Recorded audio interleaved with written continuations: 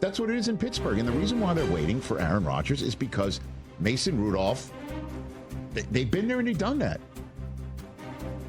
I'm sure he would say, listen, if Aaron Rodgers stays in Malibu, I'll prove myself right for the umpteenth time for this franchise. But they're waiting on Aaron Rodgers because he's Aaron Rodgers, and if he catches lightning in a bottle, like his last few years in Green Bay as MVP, which the Jets were hoping to get and didn't for many obvious reasons, the question is will he be able to do it? But the reason why they're waiting for him is because he might. It's better than what they currently have, and maybe they catch the lightning in a bottle. Dan Quinn coming up. Right? So that's why they're waiting for him. This is very all un-Steelers-like. It really is. Big time. It's un-Steelers-like to say, we're cool waiting for you to work through whatever you're working through as long as we feel like you're coming. I mean, you know what Steelers like is what Cam Hayward said on his pod that we made fun of him for, because he said, I don't know why everyone was, so up in arms of what I had to say, like I'm calling out Aaron Rodgers. Cam, I said it to you on your own podcast. When you say we're the Pittsburgh Steelers, either you want to play for us or not, that sounds like you're telling somebody, either you poop or get off the plot. And that sounds Steelers-like. We're the Pittsburgh Steelers. You want to play for us? Make a decision ready. Mm-hmm. And you know what's un-Steelers-like? You know what we're going to do is we're going to take yet another wide receiver that we draft superbly, and even though he's got 1 year left and he's incredibly affordable, we're going to send him out. And without the quarterback plan fully in place, we're going to go trade for another wide receiver and pay him $30 million a year. That's un-Steelers-like. But that's the situation that they were in. And I think it's tough for Steelers fans like YL to wrap their head around it. They're going to wait for Rodgers. They have basically been told, essentially, from what I've been told, it's going to happen. And what do they need him here for now? Show up in the summer. And if he looks rusty his first couple of games, because I imagine he's not going to play a single lick in preseason. Maybe they'll give him a series here or there just to knock some rust off. Then how do you build rapport with your receivers and timing? I don't know. Then it'll be like, well, the Steelers waited too long for the guy. Stay tuned for Overreaction Monday, the first couple weeks of the regular season. We will see them. We will see them in Dublin, Ireland. Will we see them in Dublin? I don't know. The NFL, we will see them on NFL Network in Dublin, Ireland in week 3. And by then, all the rust should be knocked off, and we'll see what happens. Yeah, true. Unless he doesn't come. Unless the Saints call him up, and he's like, you know what? That might be, I don't know why it would speak to him better. Playing inside that's not like one last run around the NFL, one last orbit around the NFL with a chance to win a ring. That looks like Pittsburgh, and I think the Steelers know it. So, NFL news over the weekend, there was quite a bit of that. Derek Carr retires from the National Football League.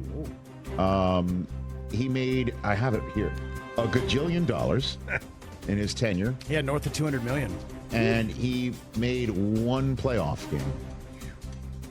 Good work if appearance, you can get it. And he did not win it. Although that was the year Joe Burrow and the Bengals made the Super Bowl, and their first game was against the Raiders in Cincinnati. That was when Rich Bisaccia was their interim head coach, and they made the playoffs and gave the Bengals a scare.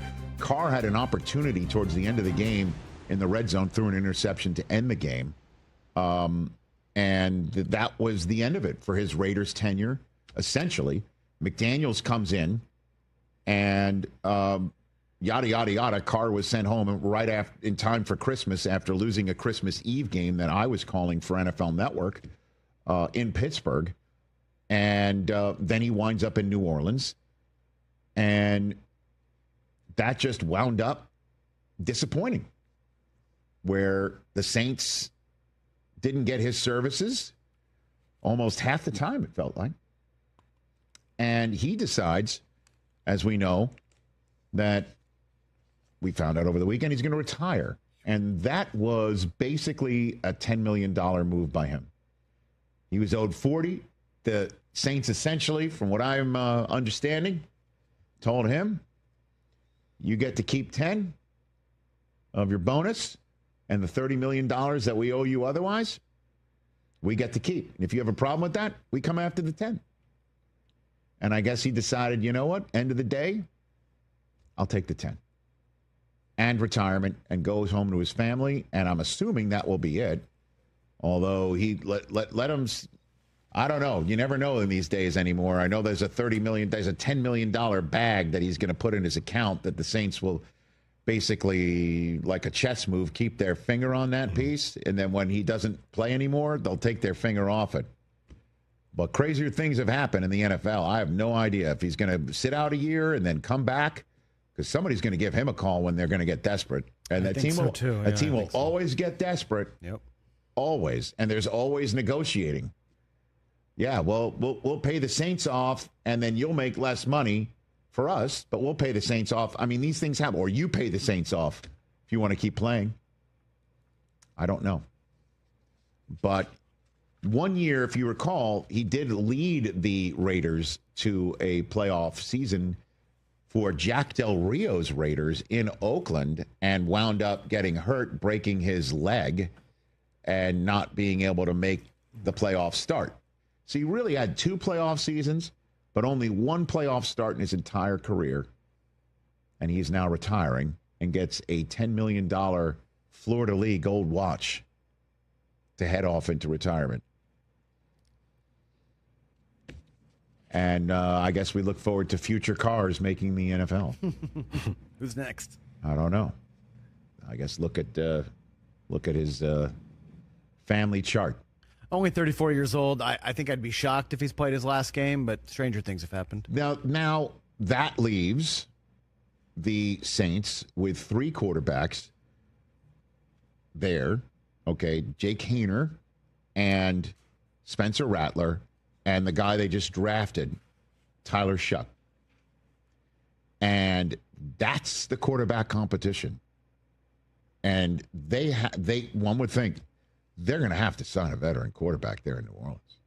I mean, but if they don't do that, that's a quarterback room that is going to be young, green, and potentially unwinning. See, I went better than just saying losing. Because you never know. Tyler Shuck came on